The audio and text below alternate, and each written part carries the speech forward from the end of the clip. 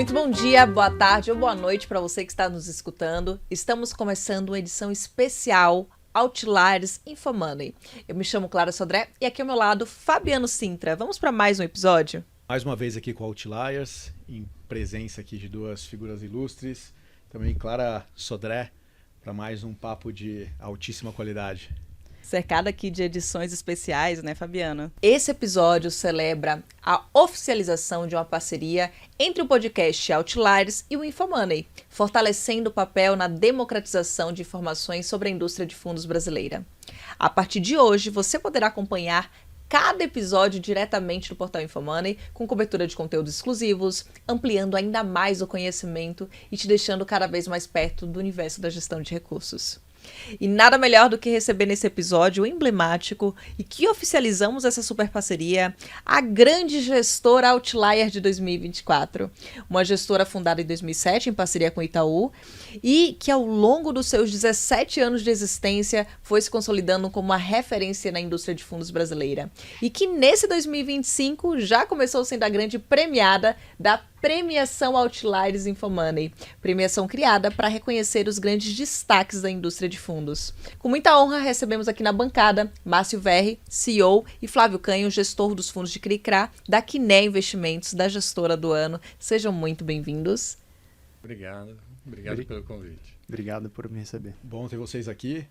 Márcio, primeiramente, bem-vindo. E parabéns, acho que por todas as premiações, todos os troféus que a Quinéia ganhou no Outliers desse ano. Apesar de ser uma premiação desse ano, é uma história de longa data, né, que a gente vai ter a chance de falar aqui. E acho que, acima de tudo, mencionar a tremenda admiração, não só minha, mas muita gente de mercado, por essa história de sucesso chamada Quinéia. Para todos os ouvintes que não sabem, mas o Márcio trabalhou durante mais de 18 anos no Bank Boston, e lá em 2007, junto com outros executivos também do Boston, foi visionário, teve a visão de montar uma gestora focada em alternativos, em parceria com nada mais nada menos que o Itaú. E nesses últimos 17 anos, o Márcio, junto com todo o time da Quinéia, vem construindo ao longo dessas 2 décadas, com muita disciplina, excelência, e acho que um traço muito especial, humildade na minha visão. É uma gestora que cativou o mercado todo e hoje é cobiçada pelos investidores mais exigentes. A Quinéia se transformou, né, Márcio? Acho que numa das maiores gestoras de investimento independente, vamos dizer assim, com grande foco nos alternativos. Hoje já são mais de 130 bilhões de reais sob gestão e um espectro bem amplo, não só nos alternativos, né, no private equity, na infraestrutura, no imobiliário, mas também em ações, renda fixa, multimercado, então uma casa completa. Para começar a conversa, Márcio, conta como foi um pouco essa trajetória, desde a fundação da Quinéia, resgatar um pouco esse espírito lá de trás, como tem sido essa trajetória até culminar agora nessa lavada. São mais de 7 troféus da premiação da indústria inteira. Não tem nada de lavada, eu acho que assim... Primeiro, a premiação foi muito legal, a gente ficou realmente muito contente como time, porque nós acabamos ganhando em diversas categorias, e essa é a essência da Quinéia, que é um time de pessoas. A gente tem pessoas muito competentes, muito focadas naquilo que elas fazem, mas é a grande característica de ser um time, né? Então a gente ficou bastante contente com a premiação, mas a gente sabe que todo dia é um dia e todo dia tem uma cota nova. Então, não tem isso de pensar o que aconteceu no passado, só vale o que a gente vai fazer no futuro. Contando um pouquinho a minha história, né? Eu fiz faculdade de engenharia, fiz estágio durante 3 anos na faculdade e rapidamente percebi que aquilo não queria trabalhar em obra. Então, durante 3 anos eu trabalhei em obras, eu sou engenheiro civil, e quando eu me formei, eu falei, não quero ser engenheiro civil, tenho certeza disso, a faculdade foi super legal, me deu uma série de ferramentas de sobrevivência e de resiliência, mas tinha certeza que aquilo não era para mim, e acabei entrando. Na época existiam programas de trainees dos bancos internacionais, acabei entrando no programa de trainee do Bank Boston em que você ficava 2 anos recebendo para aprender. Então eu achei aquilo ali incrível e isso me deu a oportunidade de aprender bastante pelo mercado financeiro. Eu acho que falar da trajetória da Kinea tem muito a ver com o que eu fiz durante os 18 anos de Boston, porque eu passei em áreas de vendas, áreas de clientes, áreas de crédito, área de tesouraria e, por fim, eu acabei sendo vice-presidente de todas essas áreas dentro do Boston. Quando em 2007, 2006, na verdade, o Itaú adquiriu as operações do Bank Boston na América Latina.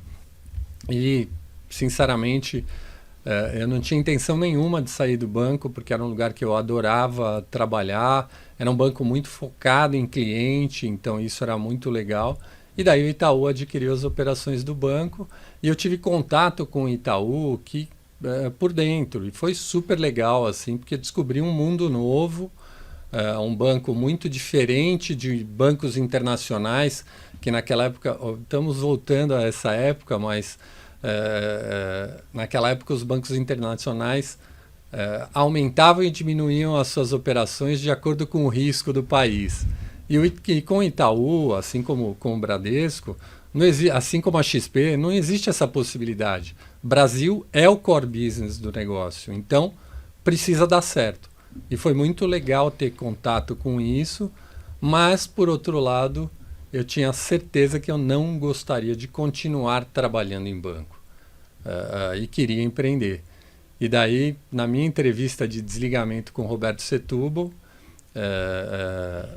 tinha um consultor da McKinsey, o Alexandre Gouveia, falou para mim, você vai sair do Itaú, eles querem que você vá trabalhar lá, você não vai trabalhar lá, você não vai propor nada para o Itaú. Eu falei, eu vou propor, mas provavelmente eles não vão aceitar. E daí propus montar uma gestora de investimentos alternativos completamente apartada do banco para desenvolver as diversas verticais. E o Roberto foi super receptivo à ideia, pediu para eu falar com o Alfredo Setúbal, que era quem cuidava da área de investimentos, e daí a gente teve um projeto da McKinsey que culminou na criação da Kinea, né? Então essa foi até chegar à Kinea, não sei, falando um pouquinho da Kinea, né? Não sei se posso continuar aqui. Então, falando um pouquinho da Kinea, então nós começamos com um seed money do banco, um capital tanto do banco quanto nosso, dos sócios, e começamos a desenvolver as diversas verticais. Na época, eu fui muito criticado pelo pessoal que era hedge fund puro, né? Falava, pelo amor de Deus, você vai arrumar um monte de dor de cabeça, para que foca só no negócio que dá dinheiro, que é hedge fund. E começamos pelo hedge fund, mas o nosso objetivo era construir as diversas verticais. Então depois fomos criar a vertical de real estate, private equity, e daí pode parecer simples criar uma vertical, mas o grande desafio é conseguir atrair pessoas que acreditem no projeto. Porque quando uma vertical começa, a gente não tinha capital para, não, vou lá e vou pagar para o gestor. Não, eu tinha que contar um sonho para ele. Falar, cara, você vai vir para cá, você vai construir essa vertical e se ela dar certo, você vai ser sócio dos lucros, você vai ser sócio da empresa e sócio dos lucros da empresa. Então, muitas vezes, assim como aconteceu com o Flávio, eu contava essa historinha, né? Falava, Flávio, vai acontecer isso. Pô, mas quanto eu vou ganhar? Você vai ganhar metade do que você está ganhando aonde você está. Só que se der certo, você vai se beneficiar desse upside. Então, eu acho que com essa filosofia de não pagar na frente, eu acho que a gente, ao longo do tempo, e eu nem tinha isso na cabeça, mas a gente foi conseguindo atrair as pessoas certas para o negócio. São pessoas que vão querer dar a vida delas para aquilo ali dar certo. Então é um projeto de longo prazo.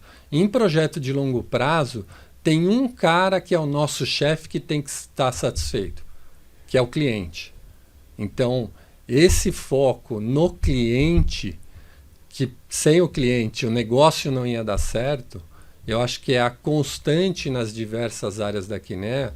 Então a gente tenta fazer muito direito, com um processo muito bem definido, com pessoas que tenham essa visão de longo prazo e com performance daquilo que a gente está fazendo. Porque não adianta nada a gente falar, muito legal, a pessoa está comprometida, mas o fundo é ruim. Então não adianta nada. Então a gente precisa entregar performance. Então acho que essa é um pouco do resumo, né? Assim,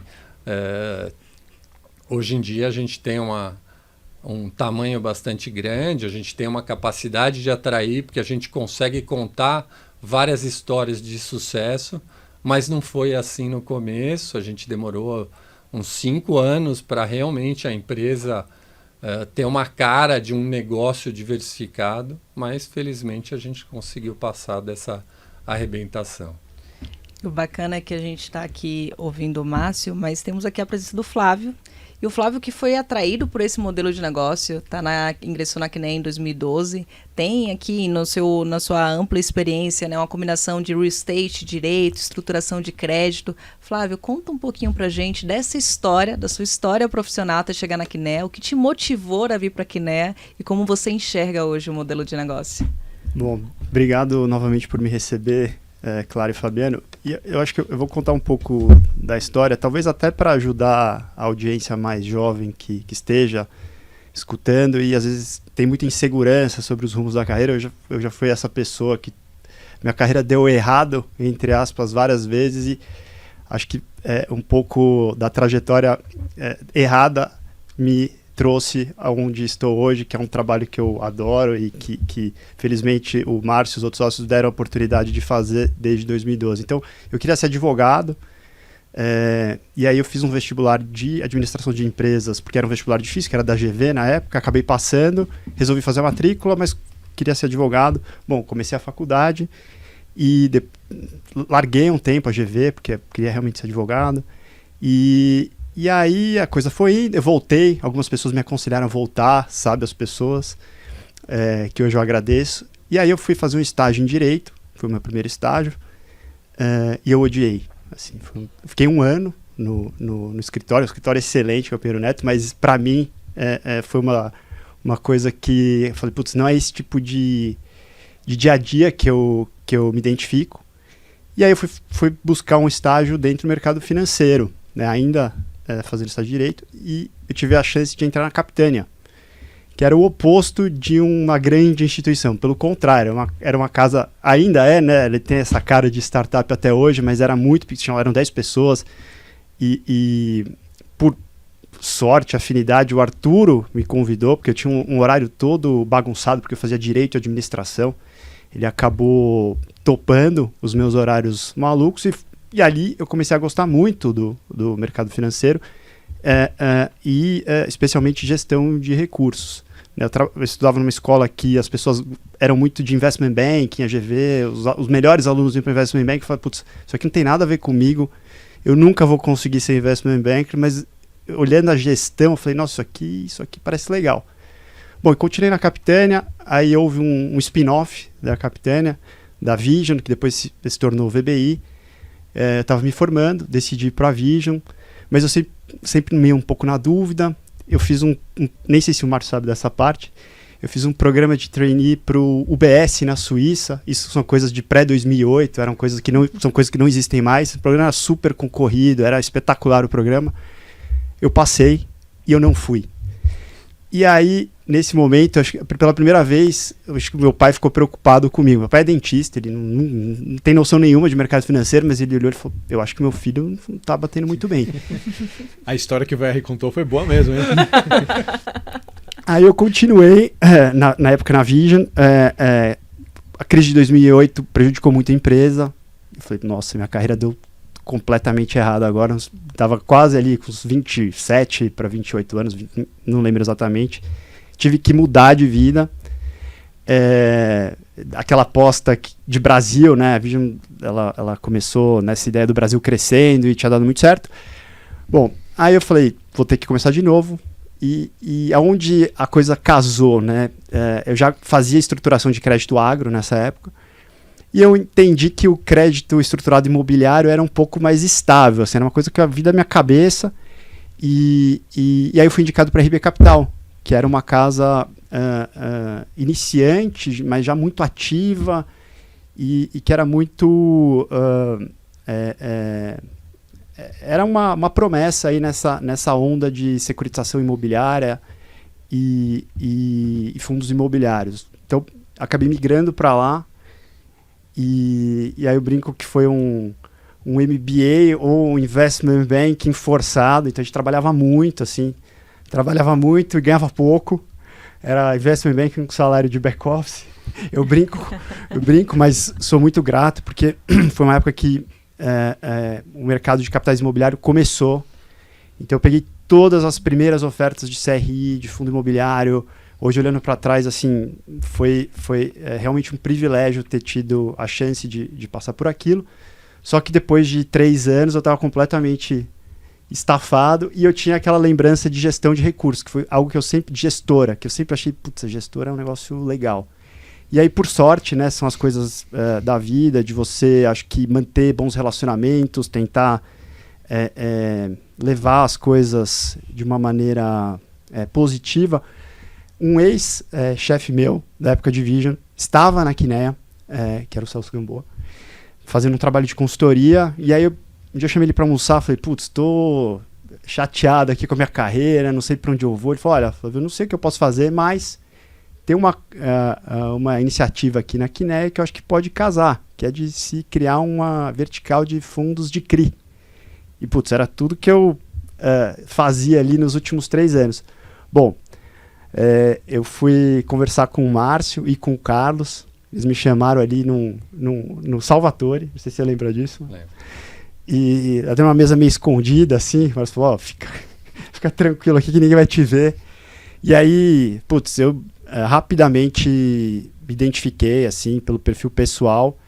E depois de algum tempo eles me fizeram esse convite, que eu sou muito grato. E a gente começou a vertical de fundos imobiliários de CRI, que no final das contas reunia competências as quais, sem saber, eu fui adquirindo ao longo dessa carreira toda desestruturada, né? Então é um universo que a gente tem uma atuação de análise de crédito, de engenharia jurídica, de oferta pública, de relacionamento com investidores, que é algo que eu acabei fazendo, inclusive, na minha passagem pela Capitânia e pela Vision. Então, sem querer, a coisa foi se acumulando e culminou numa função que acabou sendo muito propícia. Então, por isso que eu digo para as pessoas, às vezes, não terem medo de perseguirem caminhos não convencionais dentro de mercados convencionais, né? Então, acho que minha carreira foi um pouco isso. Sempre estive num mercado ultra convencional, mas olhando para trás em posições pouco convencionais que hoje se materializaram numa grande indústria, tá? Então, é um pouco disso. E aí, nesses últimos 12 anos, a gente fez muita coisa e foi uma trajetória muito dura, mas muito recompensadora. Hoje você faz parte de um grupo muito seleto e muito competente, né? Acho que tanto o Flávio quanto o Cristiano Lauretti, Carlos Martins, Aymari, toda a turma daqui, né? Não vou arriscar passar por todo mundo. E acho que está por trás, né, dessa qualidade que a Quineia entrega. Mas eu queria te perguntar, Flávio, assim, a gente está no chapter do CAIA aqui no Brasil, né, que é a organização de alternativos. Assim como o CFA tem muito foco nos tradicionais, o CAIA tem muito foco nos alternativos. E nasceu pelo advento, né, do incremento de alocação em alternativos, principalmente depois da crise de 2008, né? Querendo recolher o prêmio da liquidez, o próprio case dos endowments, né? Mudando as alocações e melhorando os portfólios, trazendo mais alternativos para as carteiras. E aos poucos isso foi sendo disseminado pelo mundo, inclusive aqui no Brasil. E eu vejo a Quineia como um grande símbolo dos alternativos aqui. Como que você vê a junção desse momento de empresa? Estava num momento muito propício ali, como o Márcio descreveu, montando um time forte, caminhos não tradicionais em mercados tradicionais, como você falou. Com esse advento, você acha que foi uma combinação única que propulsionou a Quineia adiante? Eu acho que essa visão demorou para se materializar, né? Mas nos últimos anos, inclusive, mérito grande da XP, esses instrumentos de mercado de capitais chegaram às pessoas físicas, esses investimentos, né? Sejam ele CRIs, CRAs, fundos imobiliários. Então, eu acho sim, Fabiano, que houve essa catálise. E eu acho que é um processo, apesar de a gente estar vivendo uma fase dura, né, eu acho que ele é um processo irreversível, né? Quando a gente olha o Brasil, citando especificamente mercado imobiliário, a gente vê essa dinâmica de poupança muito emblemática. A poupança se deteriorando em termos de estoque ao longo dos últimos anos. Isso tem a ver, sim, com as pessoas utilizando os recursos, mas tem a ver também com o processo de educação financeira. Especialmente as gerações mais jovens, elas não vão optar pela poupança como primeira opção de investimento. E portanto, o mercado de capitais, na minha visão, veio para ficar porque é uma necessidade de se financiar o setor. E, de outro lado, você tem investidores que já estão acostumados com essa ideia de você ter um produto diferente que traz um benefício também concreto. A gente tem essas discussões muito recorrentes de tributação na indústria e riscos que a indústria pode vir a ter, mas eu acho que o mercado de capitais já faz e fez um bem tão grande para o país que ele tem que ser preservado.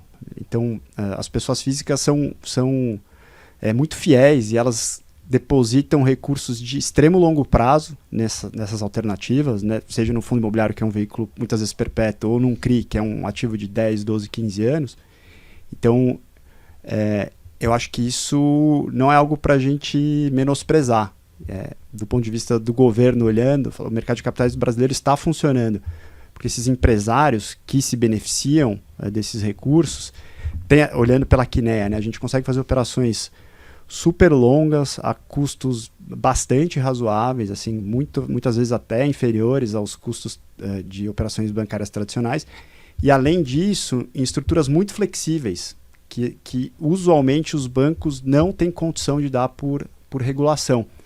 Então, eu acho que essa conjuntura ela tem que ser respeitada, tem que ser preservada, porque é uma combinação que mostra um pouco do progresso que o país já conseguiu ter, né? A gente está numa fase, de novo, difícil, mas a evolução que a gente teve, eu falo pessoalmente ali desde 2010, que você não tinha mercado de CRI, de fundo imobiliário, quando a gente corta agora para 2025, assim, é um universo extremamente desenvolvido.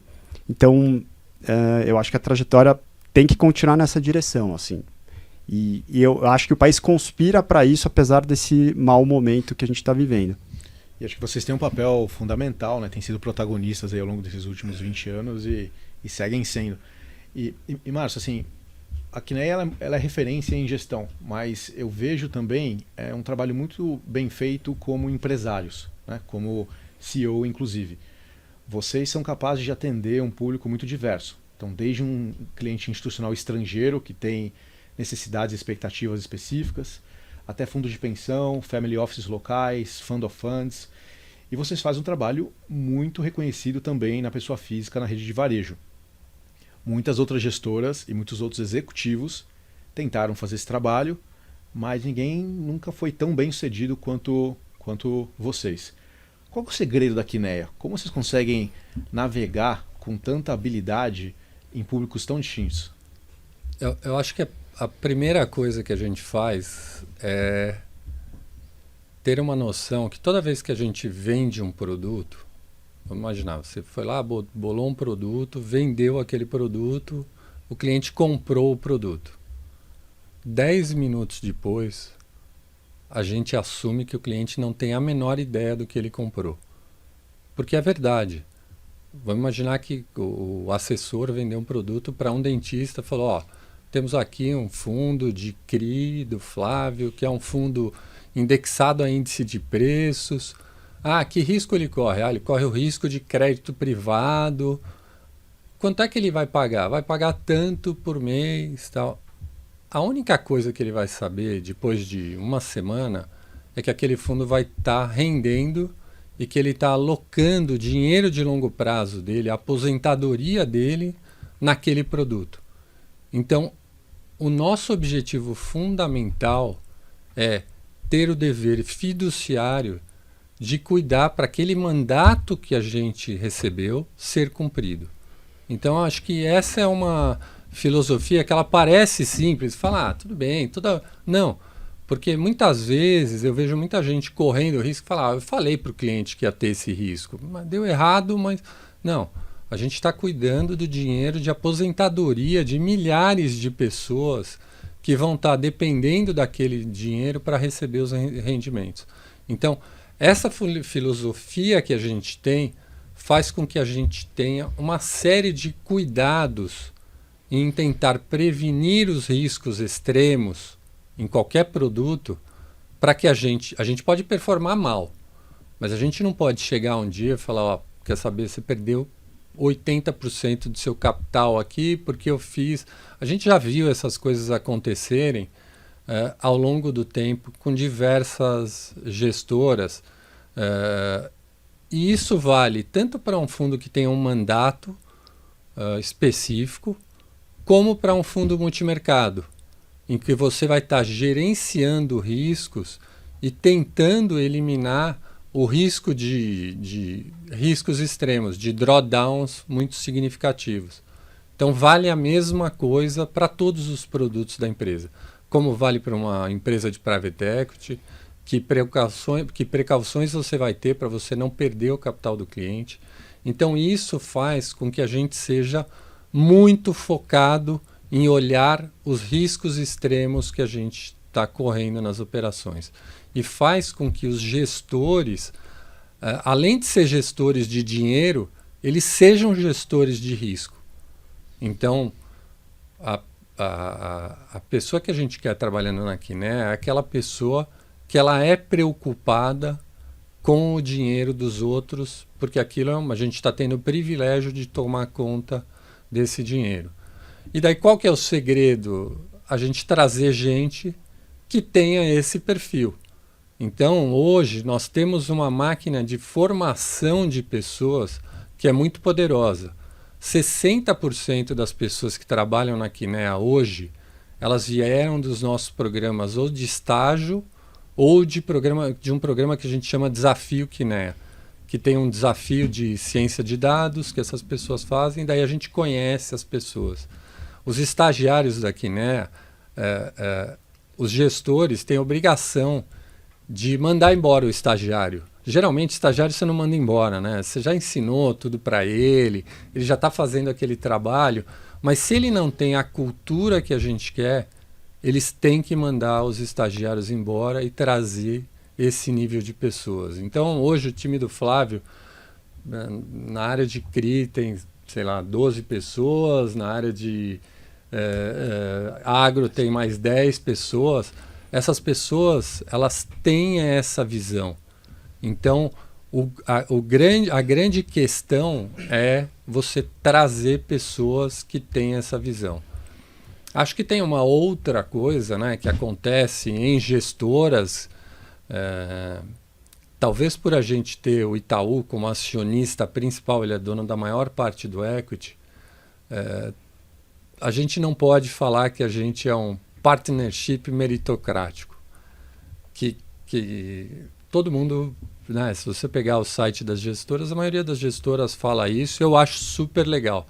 Agora, colocar em operação partnership meritocrático demanda um esforço absurdo, porque na verdade você precisa ficar mudando participações societárias ao longo do tempo, principalmente quando você tem áreas diferentes, essas áreas não crescem em sincronia. Então, o Private Equity de infra pode captar um bi 300 e a outra área perdeu o recurso. Então, a gente tem uma visão mais de média móvel. Quais são as coisas que a gente vai estar construindo para que essa sociedade, primeiro, que as áreas tenham ganhos específicos dos seus negócios, então aquelas pessoas vão estar alinhadas com o cliente que está naquele negócio. Então eu não quero o Flávio preocupado se o hedge fund está performando. Não, eu quero ele preocupado se o negócio dele não vai dar um default, quais são as garantias que ele tem que pedir, como ele vai estar renegociando. Mas ao longo do tempo, isso daí tem que ser reconhecido em negócios que cresçam de maneira diferente. Então, a gente, hoje a gente tem 17 anos, vai para 18 anos. Não é que a gente nasceu sabendo fazer. Se você for pensar, os 5 primeiros anos de Kinea, a gente saiu de 0, foi para 10 bi. Então foi muito duro e a gente teve que trocar uma série de pessoas. Então é um negócio de você queimar as caravelas e falar, esse negócio vai dar certo. E o que a gente precisa fazer para dar certo? E acho que a gente tem excelentes gestoras que estão nesse caminho. Então é muito legal ver a gente ser votado no prêmio pelas gestoras. Então a coisa mais legal que tem, porque a gente tem essa visão colaborativa. A pessoa vai me perguntar, eu abro 100% do que a gente faz e como faz. Eu não tenho restrição nenhuma em contar tudo que a gente faz. A questão é como é que você executa isso no dia a dia. Então a execução é muito importante, faz toda a diferença.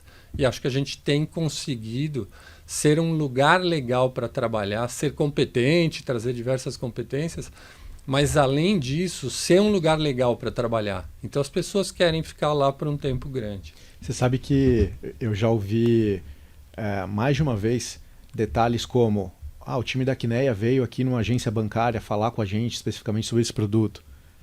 Tem um material caprichado, atualizado, na mão do banqueiro. Então, você fala muito de execução, acho que esse nível de capricho, de asseio, no final das contas, faz toda a diferença. Esse é até um ponto que eu ia mencionar, porque quando a gente olha para a história da Kinea, né, nasce ali como um braço de alternativo muito forte, com mandatos que não é tão conhecido pelo investidor. Então você trouxe um ponto muito forte que chamou a atenção, é a consciência sobre o nível de conhecimento que o investidor brasileiro hoje tem sobre os produtos, e chama muita atenção a forma como vocês comunicam isso. Então, quando a gente olha bastante aqui, né, eu particularmente olho muito a estrutura de comunicação das gestoras como um todo, porque a gente está muito aqui na parte de levar as análises, olhar, então a gente está sempre olhando e sempre acompanhando, e chama muita atenção que vocês têm programas próprios, vocês olham várias fontes de disseminação de conhecimento, então utiliza e-mail, utiliza o WhatsApp, utiliza o blog. Então, esse nível de granularidade de comunicação, ele acaba trazendo muito justamente essa democratização. Então, quem está na outra ponta, entender o que está acontecendo e entender os produtos. E aí eu queria puxar muito desse fator para ouvir um pouco na prática como é que vocês segmentam todas essas estruturas. Então, a gente está falando aqui de uma estrutura que é robusta, está falando aqui de mandatos multimercado, imobiliário, infraestrutura, private equity, ações, renda fixa. Mas como é que vocês gerenciam tudo isso? Mais de 210 pessoas trabalhando em todo esse ecossistema. E como vocês priorizam, né, cada uma das temáticas ao longo do tempo? Super legal. Essa questão da comunicação é importantíssimo. A gente tem uma área de comunicação que ela é responsável por fazer isso. A Gabriela está até aqui com a gente hoje no estúdio. E tem uma segunda questão, que a gente tem a transparência total naquilo que a gente faz. Então, se vocês olharem a live de multimercados do Rui, do Marco, ou o André às vezes faz, a Dani faz, elas contam 100% das nossas posições. Então, que não era normal você fazer isso. E eu acho que existe até uma pressão... por que os outros não fazem? Mas a gente acha que é muito difícil copiar. Como a gente gerencia isso? Primeiro, na questão de comunicação, a gente tem um envolvimento fundamental de toda a gestão, na gestão e na comunicação. Então, isso é super importante. Você perguntou como essas verticais funcionam. Elas funcionam de forma independente, mas a gente olha como se fosse que toda vez que a gente abre uma vertical, a gente olha como se fosse um filho. E o filho tem que dar certo. Então, a gente tem que fazer dar certo. Então a gente tem muito cuidado com os negócios que a gente vai atacar. Então, tem alguns produtos que a gente foi até precursor e lançou produtos novos. Então, por exemplo, a área de infraestrutura, a gente demorou 4 anos para montar a área do jeito que a gente queria. Porque inicialmente a gente tinha uma ideia de fazer, vamos fazer um produto de investimento em equity de infraestrutura. Eu falo, putz, não. Se a gente receber o dinheiro do cliente, a gente vai fazer um bom trabalho? Talvez não. Então vamos começar em dívida, que a gente já tem a área de dívida real estate, que a gente já sabe fazer melhor. Começamos em dívida. Depois de 7 anos, a gente foi fazer a parte de equity, que foi uma associação entre o pessoal de private equity e o pessoal de infraestrutura. Então, cada uma dessas verticais, ela tem um dono. Ela tem um sócio que ele é responsável por essa vertical. Então tem o Flávio, tem o Marco, tem o Aymar, o Cristiano, o André, que é responsável pela área de private equity de infra. E essa pessoa, a gente sempre suporta essa pessoa nas diversas visões para que essa pessoa seja 100% focada em gestão. Então ela vai ter que comunicar, mas ela não vai ter que se preocupar de puxa, como é o meu plano de vendas? Quais são os clientes? Então, a gente tem uma área, que é uma área de suporte, que trabalha muito e que, com o passar do tempo, a gente conseguiu dar uma flexibilidade bastante grande para as pessoas fazerem só aquilo que elas gostam, que não é moleza, né? Então, você ser gestor no Brasil está longe de ser uma atividade trivial. Então, as pessoas se dedicam muito, mas isso faz com que as pessoas estejam focadas em gestão. E acho que essa é uma combinação super legal e por isso que acho que dá certo.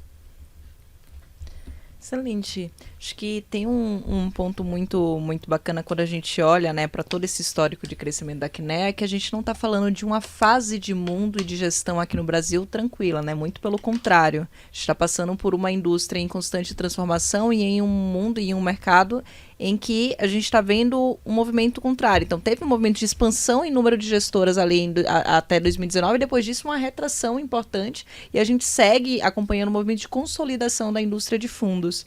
Então, a gente queria até aproveitar um pouco desse momento, mas para ouvir um pouco do futuro. O que vocês olham para o futuro da Kinea, como estão projetando isso, o que vocês enxergam de oportunidades, olhando para não só 2025, mas para o longo prazo? Não, super legal você levantar esse ponto, porque no memo de constituição da Kinea, a gente tinha lá no enunciado, né? O Brasil tem taxas de juros reais muito altas, essas taxas de juros vão cair e com isso as pessoas vão alocar recursos em investimentos alternativos. Se a gente for pensar, as taxas de juros hoje estão mais altas do que elas estavam lá em 2007. E a gente teve que sobreviver nesse mercado. Então, a gente pensando para o futuro, acho que tem um outro ponto bastante importante que você levantou. Quando a gente olha a nossa competição na indústria de multimercados, desde 2007, são pouquíssimas gestoras que estão aqui até hoje. Então, assim, de cabeça eu só lembro da Verde, que estava naquele ranking. Eram outras gestoras e todo ano tem outras gestoras. Então esse comprometimento para o longo prazo não é trivial acontecer. Então acho que esse ponto é super importante que você levantou. Quando a gente olha cenário, a gente viu nos últimos 2 anos uma retração bastante grande dos fundos multimercado. Então, eu acho que tiveram alguns fatores para que isso acontecesse. Eu acho que o primeiro foi o fator de performance. Então, a performance, eu acho que você acabou tendo um drawdown maior do que o cliente estava imaginando. Então, você teve uma saída de recursos. talvez os clientes tinham crescido muito sem saber direito quanto risco estavam correndo. E um segundo fator foi o final dos fundos exclusivos, né? Você tinha uma série de clientes private que tinham fundos exclusivos que, como você tinha uma tributação grande ali embutida, para eles sacarem do fundo, eles tinham que pagar um imposto, então falar, não, deixa lá porque eu estou tendo esse benefício. No momento que esses clientes tiveram que sacar os recursos, eles começaram, opa, agora que eu já paguei, putz, vou investir aqui um pouco mais no isento, tem um CDB de banco que com esse CDI alto, então você teve essa saída também de recursos de multimercados. Isso tudo para falar que eu acho que a categoria multimercados, a gente tem gestores excepcionais aqui no Brasil. E eu acho que o capacity desses gestores vai ser consumido ao longo dos próximos anos. Então, a gente tem gestores muito bons e o CDI está num nível muito alto. Quando a gente olhar, o investidor gosta muito de olhar a janela de rentabilidade. Quando a gente começar a limpar as janelas piores lá atrás, de um ano atrás, a gente em março, abril, vai começar a ver janelas de fundos multimercados muito bonitas. Então você tem um CDI que está 13,25, vamos falar que vai para 14,25. Vamos saber se ele vai fazer o serviço completo ou não, eu não tenho bola de cristal. Se você falar em 14,25, fundos de baixa volatilidade vão estar rendendo 16. Fundos de alta volatilidade, provavelmente performando mais, como eles já estão performando, as janelas já estão bem mais bonitas. Se você olhar janelas de 6 meses, 8 meses, eles vão estar imprimindo na tabela de rentabilidade retornos de 20%, 22%. E aí eu acho que vai ser bastante atrativo para esses clientes retornarem para esses fundos. Então eu acho que ao longo dos próximos meses a gente vai ter aí uma migração para fundos multimercados. A gente tem gestores muito bons, nível de excelência mundial, e a gente vai capturar esse recurso.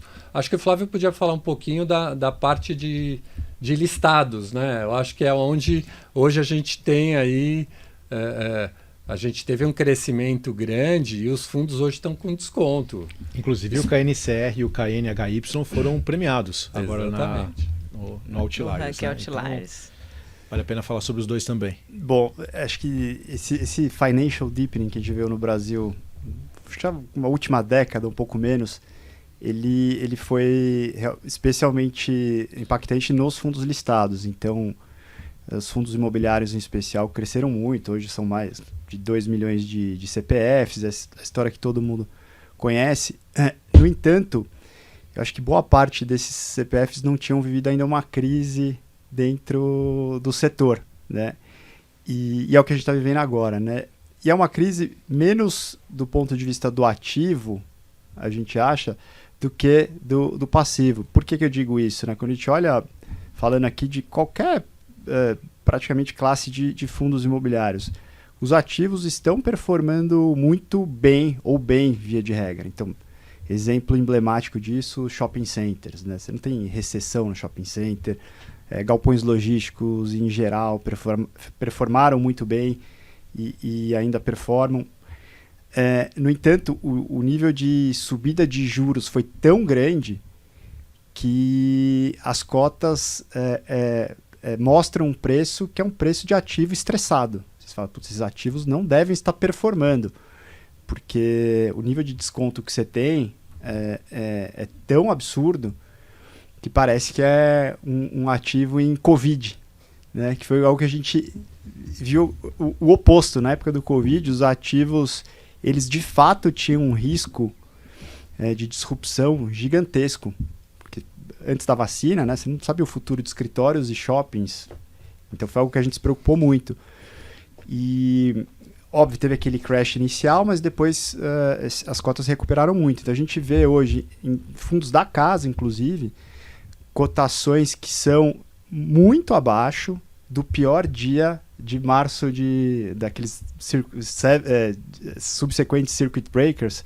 Assim, a gente tem preços hoje que são materialmente abaixo do que aqueles que a gente viu em 2020. Só para dar uma ideia do quão estressado estão essas cotações.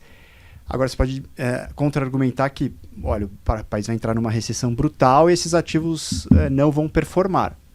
Pode ser isso. Aí é uma especulação. Ainda não há essa estatística no momento, né? O PIB, a economia seguem resilientes. Pode haver, sim, uma deterioração, mas não a ponto, por exemplo, de você ter um risco de inadimplemento, na nossa visão, dos CRIs, dos ativos, falando de fundos de crédito de alta qualidade. Acho que você vê uma deterioração a ponto de você receber o ativo de volta, que é a terminologia, né, de entregar a chave de volta, eu acho que a gente está muito distante. Só complementando esse ponto, até para reforçar esse ponto, o que a gente tem visto é a venda dos investidores pessoa física, os investidores com ticket menor, e a compra de investidores de tickets maiores. Então, os tubarões estão comprando. Então, se tivesse alguma coisa muito séria, esses caras fazem uma diligência muito profunda. A gente tem recebido vários deles na Quiné e a gente vê eles aumentando as posições nesses níveis de prêmio, né? Especialmente pela isenção, né? Porque os fundos, falando aqui de fundos de papel, eles tendem a ter uma performance muito boa de pagamento de dividendo de agora em diante, porque juro nominal alto, inflação potencialmente acelerando. Então, você vai ter um nível de distribuição muito elevado, isento de imposto de renda. E como o IR ele é proporcional ao tamanho do rendimento, a sua isenção hoje ela é brutal. Então, as pessoas físicas pouco mais sofisticadas, investidores desse perfil, têm de fato entrado. Me parece que a ficha começou a cair um pouquinho mais para esses investidores, especialmente aí no fechamento do ano, início desse ano. Porque, como você mencionou, o crédito incidente das carteiras não mudou muito. Né? Você tem os contratos de longo prazo de alta qualidade assinados, o inquilino continua lá pagando. Não tem inadimplência, não tem recessão em shopping. O crédito firmado segue performando dentro da carteira. É muito mais um caso de marcação ao mercado por essa rasgada de juros que a gente viu no final do ano passado. Isso potencialmente pode ter descontado o preço dos ativos e desencadeado uma espiral perversa para jogar, para ter mais vendas, jogar o preço ainda mais para baixo. Mas acho que bateu na bacia das almas. Né? Todo mundo percebeu que era uma grande oportunidade de ajuste, de compra, ativos bons a preços muito baratos. Né? E isso, de alguma forma, trouxe o IFIX, ou o mercado, de volta um pouco, não? O que as pessoas precisam entender, Fabiano, eu acho, é que o CRI ele não é uma debenture.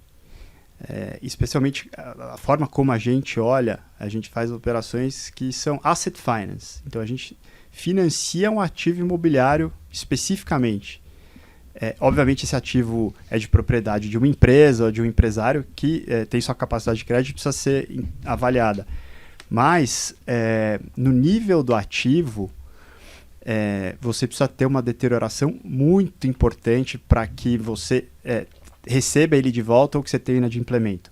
É diferente do caso de uma debênture, que via de regra você está clean e a empresa de fato pode vir a requerer uma recuperação judicial ou qualquer coisa do gênero.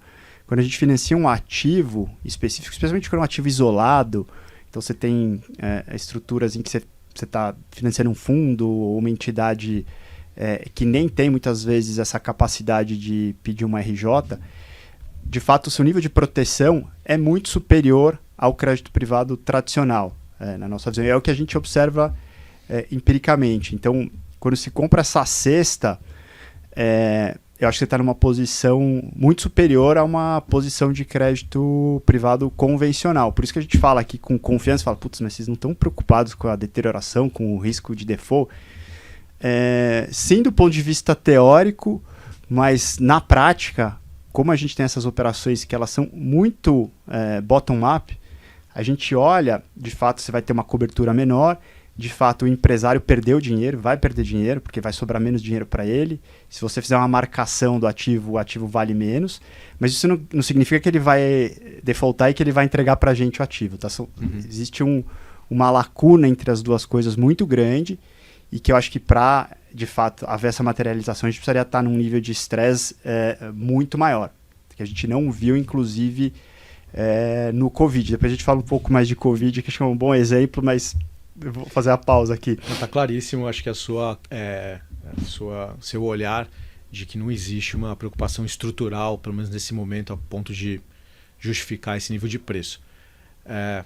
Olhando de uma outra forma, seria um momento propício para eventualmente até o fundo recomprar cotas nesse nível de preço, de desconto? Eu entendo que sim, Fabiano. Hoje existe ainda uma limitação sistêmica operacional para esse processo, além da governança do próprio fundo, mas eu acho que o mercado vai chegar lá, né? Inclusive até foi citado no... O Gilson citou na palestra dele que eles estão trabalhando para implementar a recompra de cotas, que eu acho que seria muito bom, porque na verdade o preço que as cotas estão, a gente não consegue gerar um outro ativo nesse mesmo preço. Então, a gente tem fundos que estão lá, IPCA mais 13, que fundos de risco bem tranquilo. A gente não consegue gerar novas operações a IPCA mais 13. Então, para o próprio cotista que está no fundo, a melhor coisa seria a gente recomprar cotas.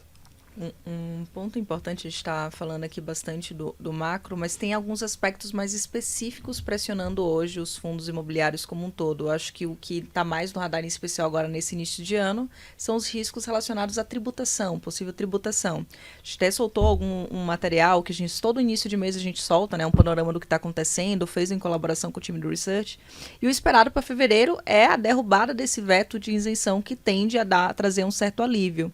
Mas falando agora estruturalmente, né, olhando para o todo, tanto essa precificação relacionada à tributação, quanto possíveis riscos relacionados a esse tema olhando para frente, isso já está precificado na cota dos fundos imobiliários ou ainda tem espaço para precificação nesse tema? Como vocês estão enxergando essa temática em relação ao que o mercado hoje está trazendo para esses fundos? Quer começar, Márcio? Não, essa questão da MP foi uma coisa assim meio bagunçada, porque já estava negociado com o governo que iria acontecer, e na verdade veio algo completamente diferente, até pegando todas as classes de fundos de investimento. Então, e isso trouxe muito barulho.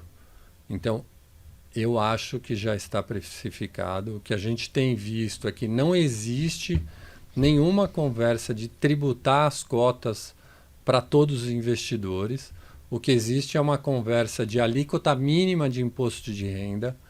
E hoje a maioria dos investidores que estão nos fundos listados são investidores pequenos que não teriam esse problema. E mesmo se a gente, vamos imaginar por vai ter imposto. Então você vai tirar 15% ali do fluxo de caixa que você vai estar tendo de rendimentos. Mesmo assim, as cotas estão descontadas. Então, assim, quando eu falo dessa questão de aposentadoria, eu acho que tem um pouco de as pessoas não olharem o extrato no mês a mês para entender que elas vão estar ganhando um prêmio para o longo prazo e que essas oportunidades não acontecem sempre. E que elas só acontecem quando tem alguma bagunça. Porque na época lá da Dilma, era uma confusão, impeachment, não impeachment. Se não tivesse acontecido isso, não ia ter oportunidade. Agora a mesma coisa. Nós tivemos aí toda essa questão de ajuste fiscal, que realmente foi algo inesperado, que trouxe uma subida do dólar muito relevante em função disso. E em função disso as pessoas estão olhando, puxa, a inflação vai subir muito mais, vai ter um juro mais alto, mas vai ser sempre assim. Não, isso é cíclico. E os ciclos eleitorais, eles dependem disso. E o Brasil, desde 1990, tem se regulado muito bem com isso. E a gente vê perda de popularidade à medida que a inflação sobe. Então, eu acho que a gente está perto desse momento de ser muito bom investir e deixar ali aquela parcela que você não vai precisar de liquidez no curto prazo, focada numa taxa bastante interessante para longo prazo. Flávio, temos segmentos aí de preferência?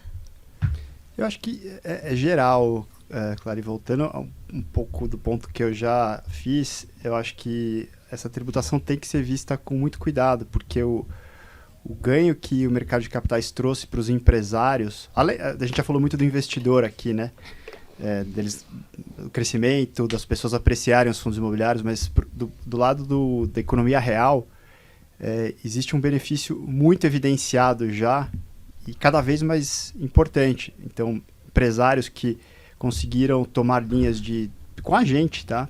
20 anos, atravessando a rua aqui, Shopping JK Iguatemi, a gente fez uma operação em 2014 de 20 anos. Hoje ela já está quase na metade final. E acho que isso é incrível, né? Uma empresa poder ter acesso a esse funding. Do nosso lado de gestor, a gente tem estrutura para fazer isso, porque é um fundo fechado que financia um ativo imobiliário. Agora a gente vem financiando as incorporadoras, que cada vez mais estão órfãos do funding de poupança. Então, não é um benefício que está sendo uma renúncia fiscal para os ricos. E acho que o governo já se sensibilizou, já entendeu isso. Até o ministro Haddad fez uma meia-culpa recentemente, falando que não era intenção. E eu acho que isso vale para todos os setores, nenhum subsegmento específico, vale também para o agro. Claro que é uma indústria que está assim, super machucada, mas que a gente tem plena convicção que vai achar o seu caminho e que as operações de mercado de capitais agro vão financiar o setor de uma maneira que hoje os bancos não conseguem, no ativo de longo prazo, na expansão de CAPEX, assim como já ocorre na infra, né, e nos demais. Então, acho que o tema ficou um pouco mais calmo, mas a gente tem que bater nessa tecla de mostrar o benefício social que esse tipo de investimento tem trazido e investidor tem trazido para o país. Só a última coisa de cenário que vai acontecer para frente, né? Se a gente olhar os últimos 18 meses, a gente teve uma entrada muito relevante em fundos de crédito com liquidez de curto prazo, né? Talvez valha a pena, a gente está tendo uma saída já.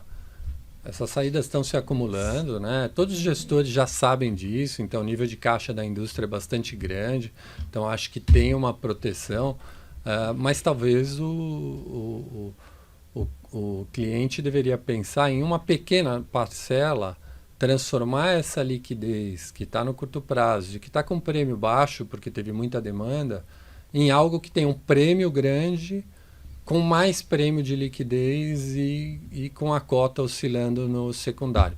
São coisas diferentes, não são coisas iguais. Ou então, fundos que tenham prazo específico de vencimento. Eu vou fazer aqui um fundo, ao invés de... Eu não quero o fundo que cota dia a dia, eu não consigo dormir com essa cota oscilando. Então, investir em fundos que tenham prazo específico, 5, 7 anos, mas que consigam se aproveitar de um prêmio de crédito mais alto e com isso ter uma apreciação de capital. Não falo que é todo o dinheiro, porque o dinheiro está muito na liquidez, mas talvez uma parte desse dinheiro migrando para esses produtos faça sentido para o investidor. Eu acho que agrega bastante valor. Definitivamente a liquidez tem um prêmio a ser recolhido, né? Exatamente. E a gente tem visto esse excesso de capital, de alguma forma, sendo empossado nos fundos de crédito liquidez curtos. É natural, dado o patamar de juros atual no Brasil, acaba compensando de alguma forma, mas tudo tem um ponto de equilíbrio. No final das contas, também tem oportunidade de colocar o capital para trabalhar. Que também vai receber o CDI, não é que não vai receber o CDI, também vai receber. Acho que a gente está aqui com uma excelente aula, né, sobre gestão, sobre refazer a pergunta, porque eu ia puxar o gancho do final, mas eu queria fazer um comentário. Eu acho que a gente tem aqui um excelente... um excelente episódio, é o nome. Acho que a gente tem aqui um excelente episódio para conhecer um pouco mais da Quineia. Eu queria dar só 2 destaques aqui, porque vocês também tiveram fundos sendo destacados na premiação Outliers no universo de previdência, tanto em crédito privado quanto em ações. E aí, Márcio, se você puder comentar um pouco sobre as estratégias previdenciárias hoje da Quineia, como vocês enxergam o potencial crescimento desse mercado olhando para frente, eu acho que muito na linha de que a gente tem os fundos previdenciários uma evolução significativa, em especial com as mudanças regulatórias a partir de 2019, e a adaptação dessas estratégias para o que hoje tem nas estratégias tradicionais. Como é que vocês enxergam o futuro dessas estratégias? Super legal a sua pergunta, porque uma das coisas que o Marco trouxe quando ele veio para aqui, né, se eu for ter um fundo previdenciário, ele vai ter que ser uma estratégia igualzinha ao meu fundo aberto. Então, a gente tem um cuidado muito grande na Quineia para as estratégias de previdência não terem uma rentabilidade menor do que os outros fundos abertos da casa. Então, como princípio, a gente enxerga isso. A gente foi premiado na estratégia de crédito privado e na estratégia de ações. Acho que a previdência, os fundos listados são uma forma de previdência, mas a previdência em si é muito benéfica para as pessoas terem essa cabeça de mais longo prazo. Apesar de você poder fazer a portabilidade, você tem algo que você só vai precisar de dinheiro mesmo no longo prazo. E para isso, a gente acha que a gente precisa ter uma carteira diversificada. Então, nós temos fundos de ações excelentes em previdência, fundos de renda fixa e fundos multimercado, tanto baixa vol como alta vol. E renda fixa, a gente também tem fundos de baixa vol e alta vol. E assim como você falou, teve uma mudança de previdência que as pessoas não estão percebendo muito, porque na verdade a maioria das pessoas está só acumulando, não está recebendo benefício. Mas hoje antes, quando você entrava na previdência, você tinha que decidir se você tinha a tabela progressiva ou regressiva. E agora, no momento que você vai começar a receber o seu benefício, você pode fazer essa escolha. Isso é uma mudança impressionante na qualidade do fluxo de caixa que você vai ter no futuro. Então, assim, a previdência é o lugar para as pessoas pouparem, é o lugar que as pessoas conseguem fazer e ter o benefício de ter essa visão de longo prazo, com a vantagem que, se alguma coisa acontecer com a pessoa, quem vai receber esse dinheiro recebe muito rapidamente. Então você está somando aí um investimento com um seguro. Então é muito poderoso. Acho que essa é uma categoria que só tem crescido no Brasil e vai continuar assim. Acho muito legal.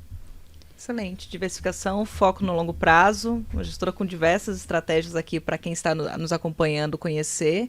E agora, no nosso quarto bloco, a gente sai um pouquinho da pessoa jurídica e visa conhecer um pouco mais da pessoa física. Esse é o bloco em que a gente quer conhecer um pouco mais sobre o Márcio, sobre o Flávio. E eu queria começar aqui com uma pergunta sobre um tema que a Quineia, ela tem isso muito, quando a gente tem nas conversas aqui, né? É muito ressaltado sobre a liderança, Márcio, que você tem hoje dentro da Quineia, formato de liderança, a forma como você atua, como é reconhecido nisso. E gostaria de que, se você puder compartilhar um pouco sobre sua visão sobre a temática. Como é que você enxerga? Quais são os grandes desafios de liderar uma gestora do tamanho, amplitude e impacto da Quineia? E até mais no início, né? De crescer, de fazer com que essa cultura e com que esse crescimento dessa gestora hoje, que tem mais de 210 funcionários, seja algo assim que esteja no DNA de cada um. Você poderia compartilhar um pouco sobre sua visão sobre a liderança e os principais desafios? Legal. Bom, eu como pessoa, né, meu pai era um imigrante italiano que chegou no Brasil E eu dei muita sorte de passar por vários lugares que eu passei e a trajetória que eu tive. Então, o meu estilo de liderança, acho que cada pessoa tem um estilo de liderança que conta a história dessa pessoa. Então não adianta falar, isso daqui é legal. Você precisa pensar qual é a sua história e o que aquilo vai fazer com que você lidere da sua maneira. E o meu estilo de liderança é um estilo de liderança aberto e participativo. Então, assim, eu não sou chefe do Flávio, eu sou sócio do Flávio. A gente está juntos construindo um negócio e a gente divide as dores e os sucessos desse negócio. Então, para o meu estilo de liderança, que foi um estilo de liderança na minha carreira, eu falei da minha carreira na faculdade, mas eu trabalhei durante 4 anos vendendo roupa na Bunnies, que era uma loja que vendia calças, no Natal para eu poder pagar minhas férias de verão.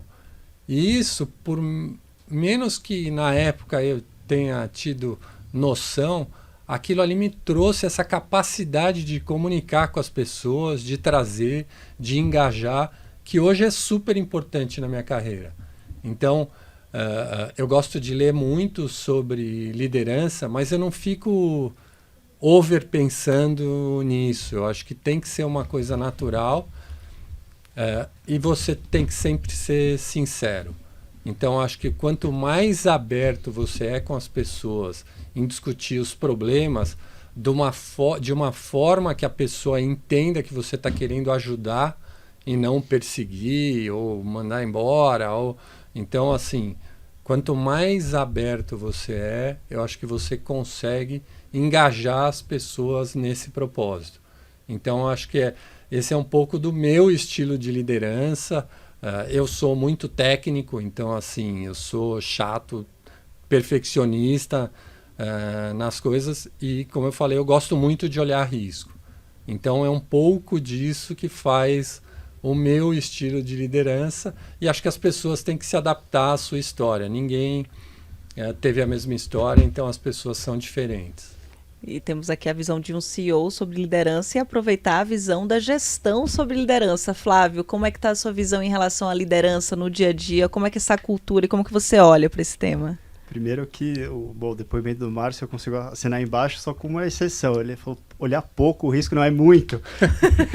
Eu acho que a coisa que a gente mais discute lá, brincadeiras à parte, é o risco de tudo. E essa é a cultura, talvez, acho que o que eu mais tenho aprendido na Quiné ao longo dessa década, quase década e meia agora, é gestão de riscos, né? Porque o impossível acontece e eu acho que exemplificando na minha aqui, permanência na empresa foi o episódio do Covid. Nosso comitê ele é super minucioso, recorrente, então é toda quarta-feira, desde que a gente começou lá em 2012, religioso. Quantas vezes a gente perdeu ele? Acho que só nos dias de feriado, que aí acaba adiando para outro dia. Então, um comitê muito repetitivo, com rotinas, muita gente envolvida. E a gente nunca tinha discutido o risco de uma pandemia global fechar 100% do nosso portfólio simultaneamente. Então, o improvável e o impossível, eles vão acontecer, só basta você viver tempo suficiente.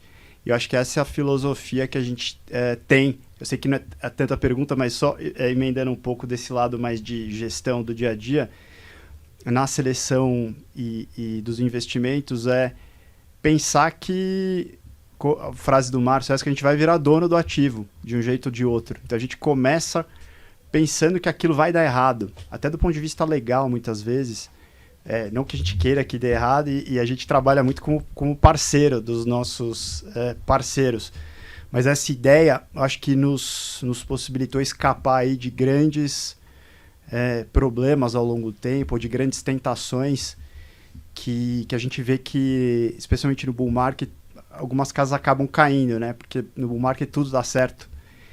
Então, um pouco dessa filosofia, eu acho que de olhar o risco de uma maneira realmente real.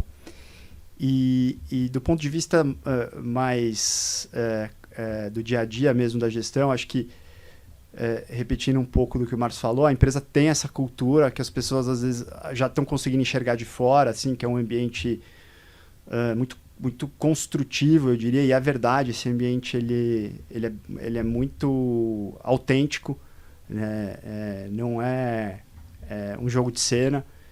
Acho que mérito total aí da cultura que o Márcio conseguiu imprimir para a empresa. E a gente vê que cada sub-área tem o seu DNA específico, né? Então, a Kinea tem várias startups dentro de uma grande empresa, mas todas têm, pelo que eu consigo enxergar, até porque são times muito independentes, esse mesmo DNA, né? De lealdade, de ética de trabalho, de uma competição, sim, mas uma competição construtiva e não destrutiva. E eu acho que isso faz com que as pessoas se estimulem a continuar. O nosso turnover é baixíssimo. Na minha equipe, por exemplo, a gente nunca teve turnover. Nenhum gestor saiu. Então, eu não sou gestora, eu lidero um time de gestão que tem gestores muito sêniores. E, felizmente, a gente não perdeu nenhum ao longo desses diversos anos. Eu acho que tem tudo a ver com esse ambiente e não que seja uma festa, pelo contrário, a gente trabalha muito duro, mas você tem esse casamento de um bom ambiente com uma empresa que cresce. Via de regra, as duas coisas são meio dissociadas. Ou você tem um bom ambiente, ou você tem uma empresa que cresce. Acho que aqui, né, e eu falo isso para muitas pessoas que estão começando, abracem essa oportunidade, porque é raro isso. No mercado financeiro, você tem um mundo de empresas que crescem e vão muito bem, com um custo pessoal muito grande, e você tem, de outro lado, empresas que você tem um ambiente muito bom, mas que a empresa não anda. Eu já trabalhei tive experiências em ambos, e eu acho que, felizmente, hoje na Kinea a gente tem essa união entre esses dois bons lados. Excelente, Flávio, Márcio. Para a gente só finalizar aqui, indicação de livro ou podcast? Livro Outlive, do Peter Attia. Acho que, assim, essa questão de você ter health span ao invés de lifespan é uma coisa que você precisa cuidar agora. Então, é como fazer uma previdência, fazer poupança. Você precisa poupar agora para você se beneficiar no futuro. Eu vivo muito isso. Então, fazer esporte para mim é como escovar os dentes. Eu adoro, faço um monte de esportes diferentes. Talvez não seja muito bom em nada, mas adoro fazer diversas coisas. Então, acho que esse é um livro bastante importante para as pessoas pensarem em como elas estão vivendo, em como elas vão querer viver daqui a décadas. Então, acho que é um livro bastante importante. E podcast, eu gosto muito de um podcast que chama In Good Company, que é um podcast do gestor do fundo de pensão da Noruega. O fundo de pensão da Noruega, para quem não sabe, é um fundo... assim como o Brasil descobriu o pré-sal, a Noruega tem bastante petróleo, só que eles têm pouca gente. Então, eles são um país muito rico. Ao longo do tempo, essa riqueza veio se acumulando. E eles têm um portfólio bastante diversificado. E uma das coisas que eles fazem é investir em ações. Então, hoje, me parece que eles têm 2 a 3% do market cap mundial de ações. Então, ele faz um podcast com CEOs de empresas que ele é investidor relevante. Então, o CEO não tem como escapar de falar a verdade e ser aberto. Então, são muito legais as conversas dele. Duram aí, em média, 1 hora, mas agora ele começou a fazer acho que o pessoal não ouvia 1 hora, então ele tem uma versão short de 10 minutos. E entre elas ele tem 2 gestoras que ele falou, que são muito legais, gestoras americanas, então acho que vale a pena conferir, porque é muito legal. E uma outra dica de leitura, que parece meio óbvia, mas é a The Economist. A The Economist é uma revista que sai toda semana. E não é trivial você conseguir ler toda semana, porque você tem histórias leves e você tem histórias pesadas. Mas se você conseguir acumular ao longo do tempo esse conhecimento, é um conhecimento super legal de você ter. E também tem o podcast diário, mas esse é mais longo. É um podcast de 20 minutos, então se eu ouvir 20 minutos todo dia, não é moleza. Flávio? Bom, eu não sou muito fã de livro de estratégia empresarial, mas tem um que acho que é muito legal, que conversa um pouco com essa ideia de você se manter vivo ao longo do tempo, que é o The Infinite Game, do Simon Sinek. Ele fala um pouco dessa ideia de que os empreendedores às vezes usam regras dos jogos finitos para o mundo de negócios, e na verdade você tem que pensar com uma cabeça que aquilo é um jogo infinito. Então se manter vivo e evoluindo ao longo do tempo, que é muito do que a gente tenta fazer na Quineia e no desenvolvimento da área. Então a gente tem esse tema, né, de ficar vivo e se adaptando e crescendo conforme possível. Então acho que esse é um livro mais do lado empresarial que eu li recentemente, gostei muito.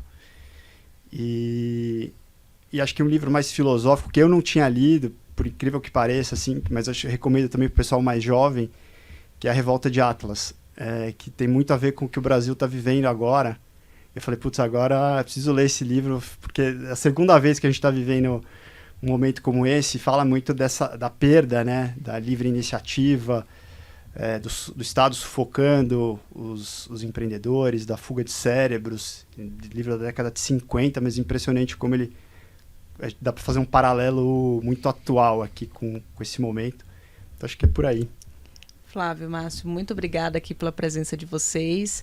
Gostaria de verdade de agradecer um podcast de altíssimo nível, assim, para a gente trazer aqui a história e conhecer um pouco mais sobre a estrutura.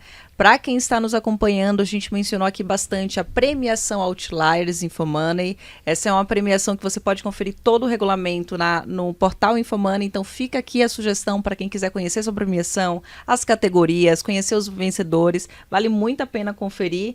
Então a cerimônia de celebração e divulgação dos ganhadores foi no dia 6 de fevereiro, então deixa aqui a sugestão. E o nosso episódio fica por aqui, estamos aqui começando um novo capítulo no Outliers e agradecer a presença de vocês para esse super start. Espero vocês na próxima semana. Tchau, tchau.